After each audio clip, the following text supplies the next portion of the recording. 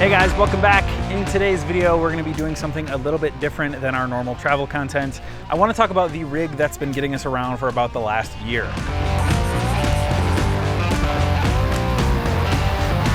We bought this Ford F-350 Powerstroke with the Tremor package about a year ago now, and that was to carry the RV that Paige and I live out of full time as we travel the country. The Tremor package was completely unnecessary for that, but it was a great bonus to help us build out an Overland rig that we plan on taking on some crazy adventures this coming year.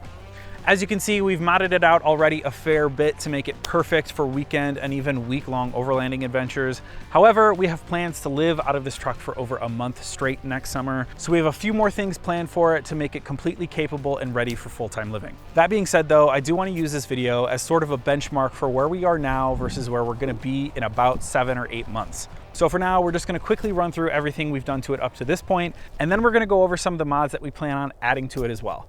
There's a lot to go over, and we have even more planned, so let's just get right into it. First up, let's talk about some of the main gear that really does kind of change depending on the trip that we're on. Sometimes the bed of the truck is as empty as you see it now. This is pretty much all that's in here. And then sometimes we do have the entire thing packed full. And that really just depends on how long we're going to be gone for and if we have the dog or not, and maybe a few other things if we want to bring Starlink, stuff like that. We do have a Dometic 75 dual zone. We got this before we got this truck, actually, a little bit before, so we've probably had this for about 1.5 years. This thing has been amazing. It was my first big kind of overlanding purchase that I made when we started really getting serious about camping and doing it frequently. But I definitely would not go back to the Yeti that we had before. It's just so convenient to just leave this in the truck and just have it run, and whenever I need a fridge, it's there. Next up, let's talk about the chairs. Paige and I are using 2 of these Front Runner collapsible chairs. They are kind of like director's chairs from movies.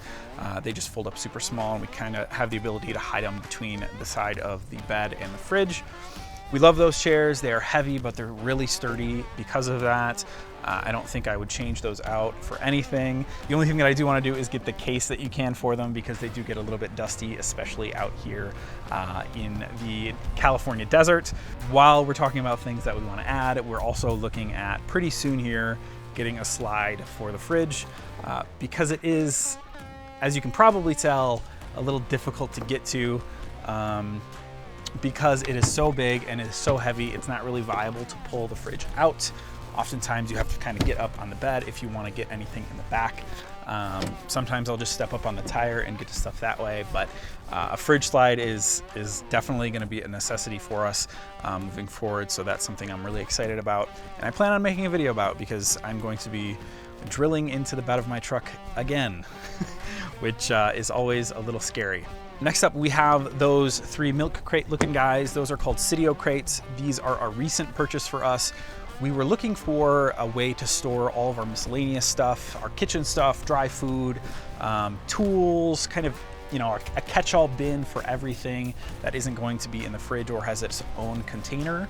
We haven't had a lot of experience using them quite yet out on trips, but I'm really excited to get started. This is not all of them that we have. I think we bought 6 of them. We bought 4 full crates and 2 half crates. Right now, we're only really using the 3 because, like I said, we don't go on super long trips yet, but we did buy 6 to future-proof ourselves, as well as because you get a bulk discount when you buy a bunch of them, which is kind of cool. So right now we're just using the 3. This one is for our kitchen stuff. That orange one is a dry foods bin, and then we have the small half crates for various tools. We have a little handsaw in there for cleaning up brush on a trail, that kind of thing. The one thing that I am forgetting, which is normally in here, is our little 5-pound propane canister from Ignik. We use that for anything propane related. We have a couple of different stoves that we have, and those little green canisters are super wasteful. We don't really like using those, and it's way cheaper to refill the 5-pound Ignik can than it is to get those 1-pound green canisters. So it's always around when we're using our Disco Series Camp Kitchen, because that's frankly just the best way to fuel it. That does pretty much cover everything that hangs out in the bed of the truck though. Next up, let's move to the rack and everything that we have attached to it. First up, let's talk about the rack itself. This is the ACS forged rack made by a company named Leitner Designs out of California. And if you are in the camping overlanding space at all, you've probably seen a Leitner rack before. They are just rock solid, really well built, hold a ton of weight. For us, it was kind of a no-brainer choice. We needed something that was really sturdy, it was gonna last a really long time, and that would hold up to a lot of abuse. And while the Leitner rack itself is incredible, the best part about it is the accessories that you can add on top of it. So the first thing that we'll talk about is actually on the other side of the truck, and that is our 2 mounted max tracks over there. It's really great to have them just easily accessible on the side of the truck. We put them on the passenger side mostly because we wanted our gear pod and our hydro pod over here on our campsite with the awning. But it's really great to have the max tracks mounted up instead of having to, you know, get into the bed and dig through the bed of the truck to get them out of the bottom when you are on trail and you need them to get out of snow or mud or whatever you might be stuck in at the time. But next up, we have the hydro pod right here. So the hydro pod, I think, is, I want to say 2.5 gallons of water. I don't know, I could be totally making that up. I'll put it on the screen somewhere, but the hydro pod is basically a pressurized water tank that you can stick on the side of the truck. You use this lever up here to pressurize it. Then when it's pressurized enough, you can use the spigot and it will come out like that. So using the water that comes directly out of the spigot is a little bit difficult. So they do actually include with the hydro pod a little quick release hose. So that just attaches right to the hydro pod. And then you have your pressurized water. This is not super pressurized right now, but you get the idea. We can use this for washing dishes, for honestly, for a quick shower after a long hike. A big convenience factor when you don't have a sink on the road, especially for washing dishes. So this is a really cool thing to have. This is the gear pod. This is the extra large version. It's the biggest one they make, and it is the 2nd generation. You can tell if it's the 2nd generation by it having hinges. So when you open and close it, it actually stays open. The gear pod for the most part is very water resistant. However, we did spend some time in Washington, and the shoulder season in the Washington gets a lot of rain. And when that happened, some of the stuff did get a little bit wet. The gear pod is also lockable. So when we're in the city and we're spending a lot of time moving around town, I don't have to worry about somebody just popping this open, snagging some stuff out of it and leaving because it does lock up. Next up, let's talk about this guy right here. This is the iCamper ExoShell 270 awning. We got this about 6 or 7 months ago, and so far we've really enjoyed it. There are a couple of great things about this awning, but there are 2 that are really big for me. The first one being is that this is a hard-shelled awning.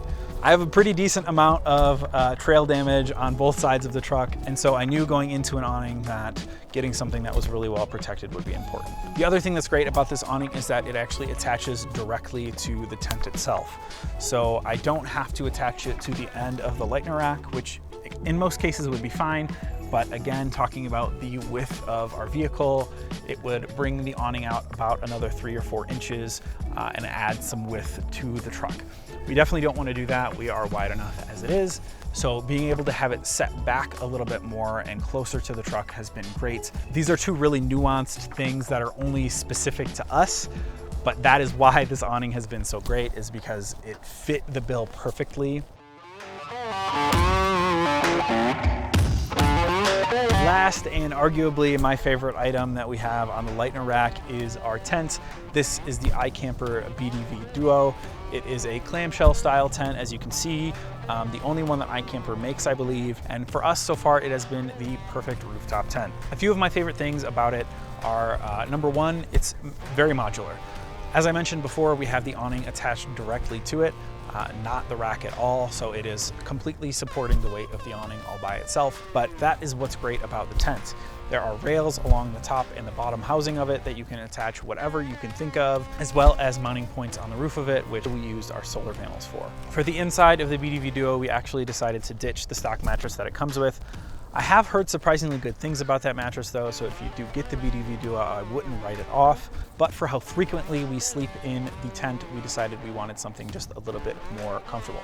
We went with iCamper's own memory foam self-inflating mattress. We've had that since we got the tent, and that's been super comfortable to sleep on. We definitely have no problems there. Overall, the BDV Duo has been great for us so far, but I do have a full review video that I'm putting together soon to talk about the pros and the cons, as well as to discuss the assembly process. Well guys, I think that pretty much covers it. We went top to bottom, front to back, and I am positive that I missed a thing or two, but that's fine. There's a lot more coming to the truck. We want to do a backseat delete for the dogs to make them more comfortable on long trips, as well as an alternator charger for the Delta 2. We want to do onboard air and a whole bunch of other stuff too. If you want to make sure you don't miss those things, make sure to get subscribed as well as turn on notifications. Thanks again for watching, and we'll see you down the trail.